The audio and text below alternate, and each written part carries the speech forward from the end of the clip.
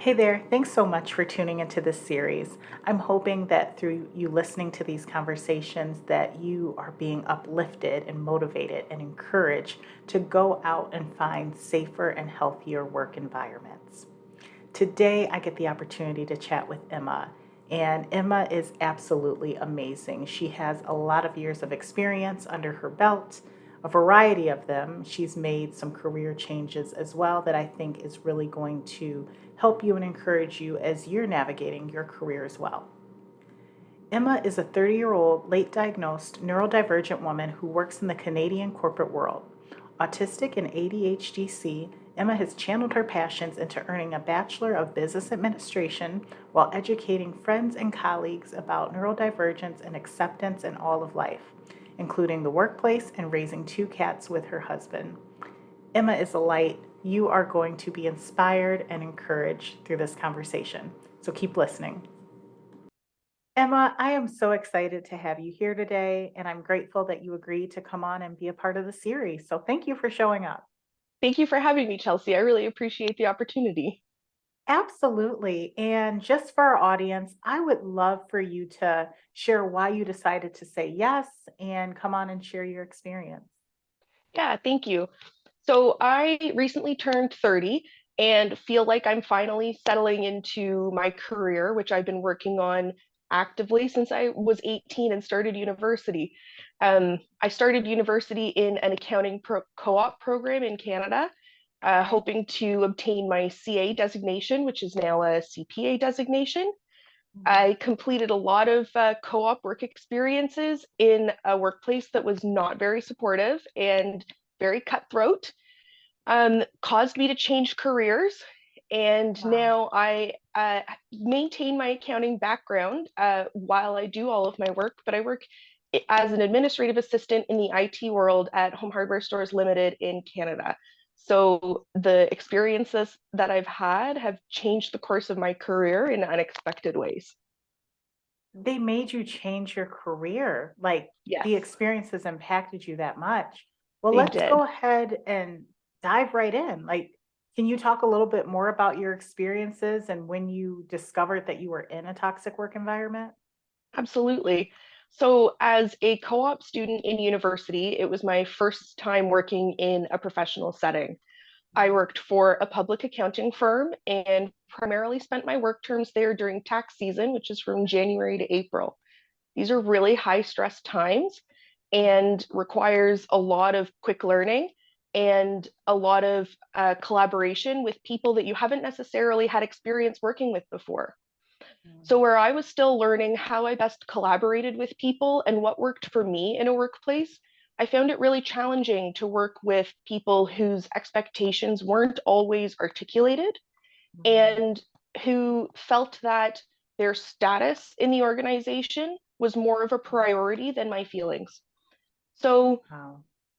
I really had a lot of opportunity during this time to learn what I value as an individual and what I like to practice in my daily work, regardless of the setting that Mhm. that's in. And I think helping identify those values is what led me to a better place and makes me feel so much more confident in what I do today. I'm so grateful that you got to the other side and you prioritized your values. I'd love if you would share some of your experience regarding toxic behaviors and what that looked like and how it influenced you. Yeah. So I think the best example that I have was on my first work term. I was given the task of completing tax forms called T4s. These tax forms report the amount of income that an individual has earned in the year and the taxes that have been taken to pay the government. So these forms are critical and they need to be issued by February 28th every year to make sure that individuals could complete their taxes. When my boss gave me this task at the beginning of the year, I was handed 5 or 6 bankers' boxes full of files that were 2 to 3 sheets per file. And I was told to follow the notes from the accountant from the year before. I was given no additional training and I was left to my own devices. And where I thought I was doing a good job, Mhm. my partner left it about 3 weeks before she started to review any of my work and then brought me into her office with a few of my colleagues and Mhm. proceeded to yell at me, telling me that all of the work was wrong. I'd wasted 3 weeks of time, and I hadn't even had the decency to ask anybody for some help. So, in that moment, I was left very disheartened and very frustrated that I wasn't really going to be able to succeed with whatever I did. Wow. There's so much that went wrong there. I mean, there's a lack of communication, lack of support, no training, but then to have the audacity to yell in front of your other peers, that's really damaging. I'm curious, whenever that happened, what did your peers do? Did they speak up? Did they say anything? And what was your reaction? Unfortunately, nobody did speak up on my behalf. I think partially because of the status of the individual who was reprimanding me. They felt insecure in their roles as well and didn't feel that speaking up would benefit them. I don't begrudge them for how they handled the situation. And I accepted the feedback, thanked them for that opportunity, asked when I could have additional training. And by the time I got back to my desk, I sat and cried for about 10 minutes. So I was Mhm. able to feel like I kept myself together in the moment, but did let myself feel all of the feelings when I got back to a safe space. Oh, wow. What was going through your mind? Because you handled that with grace and kindness, because I know that's not everyone's go-to response. So, what was it within you just to be like, okay, thank you for that feedback and walk back to your desk? It was complete bewilderment. I'd Mm, found in several situations before in life that I'd had that type of interaction and needed to walk away before I could process it. mhm, Um, and in the time that I've had since working for that individual, it's been mhm, about 7 years. I've been through a lot of personal therapy myself. mhm. And as a result, I've discovered that I am autistic and ADHD. So Mhm. it really supported the reaction that I had for removing myself from the situation because I didn't even know how to process it at that point. Yeah. Ah, well, I'm grateful for your growth and the therapy that you went through. Ah, that was a tough situation. It sure Now, was. yeah. Now, I'm guessing since they were so comfortable with behaving that way, I'm guessing they treated others like that, or was that how the whole company operated? That was how a lot of the company operated. There was a lot of division between the different ranks of employees, Mhm, but they were a space for students to gather and learn a lot when they were there. So I mhm, was able to find support from my fellow colleagues who had been through the mhm, same situation. They'd been yelled at before. They gave me mhm. some tips. They told me that it wasn't my fault and some suggestions on what to look for in the future if I'm struggling with at work before I go to ask my partner if I'm apprehensive about that. I'm grateful that you had the support and that you did talk to your coworkers about it. I'm curious, how long did you stay in that role? For far too long. I Mm, actually returned for two more co op work terms following that work term. So I ended up over the course of 2.5 years working there for 16 months. mhm, Um, and at the end of my third co op term, mhm. I made the decision to change university programs from the Bachelor of Accounting program that I was in to the Bachelor of Business Administration and pursue a degree in business admin as opposed to accounting. Wow. It is so impactful that that experience changed courses for you and caused you to change course. And I know everything happens for a reason, but I'm sorry that you had to go through that and change your original plan due to abuse from a supervisor in a Thank you. workplace. Yeah, it is Yeah, unfortunate. it is. So, walk me through that conversation that you had with yourself whenever you finally decided, nope, I'm not going back. I'm going to change my career path. When did you determine that? Well, it was actually following a question from the partner that I had such a struggle with. And we were standing in her office, the two of us, close to the end of my work term, Mhm. and we were discussing the new exams that were going to happen because the certification process had changed that month for obtaining your accounting designation. Mhm. So there was going to be an extensive amount of studying that was required, several high stress exams. And my partner said to me, "Are you really sure you want to do any of this?" And at the time, Mhm. I was deeply hurt. And I took it as this partner questioning my skills as an accountant Right. and whether I was going to be able to succeed through this difficult designation process. But Mhm. what I've come to learn is that it was a question that, once again, really had me Mhm. rethink my values.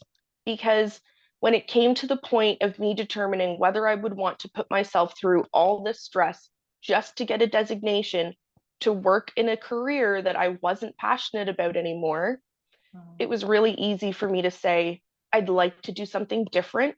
And I was Mhm. really fortunate that my university was able to support that change. I'm grateful they were able to do that too. And before you left, did you tell anyone in the organization? Did you tell anyone at your university what was going on? No, it was not something Mm. that I discussed. I was already struggling academically because of the Mhm. undiagnosed ADHD and autism, Mhm. and my peers were excelling in what they did. They were on Mhm. track for the master's program that followed our undergraduate program, and I was Mhm. not, and I felt very insecure in everything that I did. Mm. Ah, well, once you turn things around and you said now you're focused on your values, how did you determine what those values were? Did you sit down and journal it? Did you meditate? Were you just brainstorming? How did you come to discover your values? Brainstorming is how I work most effectively, I find. I tend Mhm. to write out a whole bunch of lists that don't necessarily make any sense to anybody other Mhm. than myself. Mhm. But I tuck them away and I go back to them every once in a while and see what still resonates with me.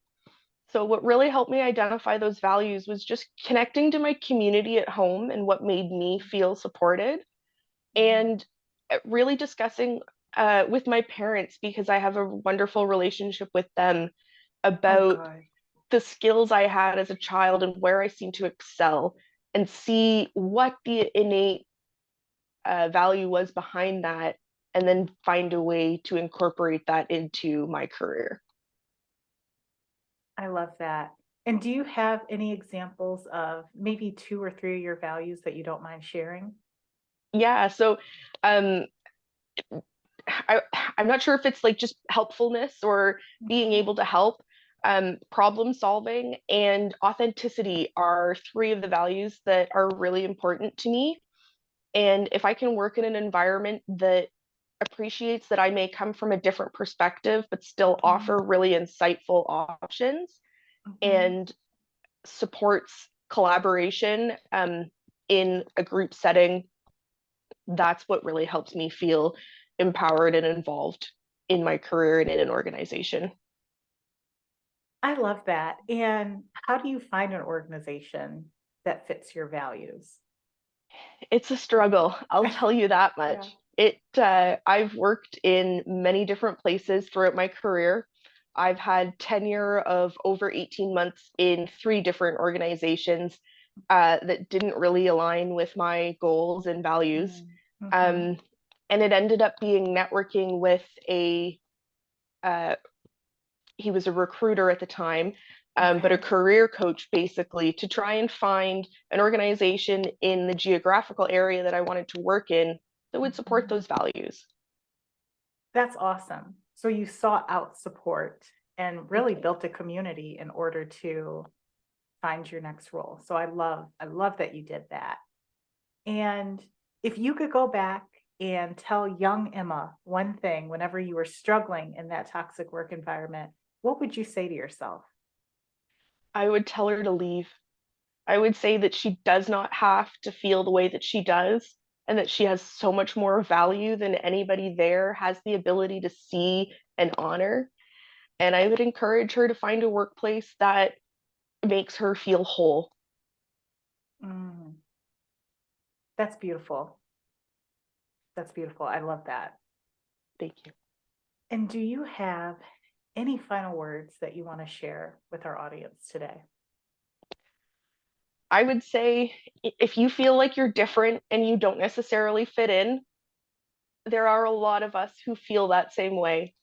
If you have the resources and ability to try and find a therapist or a career coach that can help you find what makes you feel fantastic, I would highly recommend you tap into those resources and access them where you can. And if you don't have the ability to access those resources, find the communities on LinkedIn and Facebook that will support that because they do exist. Absolutely. Beautifully said. Emma, I want to thank you so much for agreeing to be a part of this series and coming on and sharing your experience and giving amazing words of wisdom and advice. I really appreciate you taking the time to do that. Thank you again for having me, Chelsea. I feel like it is an incredible honor to share this experience with everyone. Oh, thank you so much. And if people want to reach you and connect with you online, how can they do that? I'm on LinkedIn. You can find me with my full name, Emma Marchand, at any point. And if you're looking for me on Instagram, my handle is the Orange Blonde. Oh, I love it. And I will make sure to leave all your descriptions and your links below in the description section. So thank Thank you you so again, much. Emma. Thank you, Chelsea. Hey there. I hope you enjoyed another great conversation. I thoroughly enjoyed my conversation with Emma. I love how she spoke to being different and promoting acceptance in the workplace and knowing what's right and what's wrong and knowing when to leave. I also love how positive and optimistic she is as well, because for many people, having to change degrees due to a toxic work environment would have been extremely defeating. But I love that she took that, made that change with courage, realigned her values, and really made it work for herself long term. And I hope that you're inspired to do the same. If you want to reach out to Emma, I will leave all of her contact information below so that you can connect with her on LinkedIn and Instagram. Thank you again for watching, and don't forget to share with a friend, family, or colleague that may need to hear this message.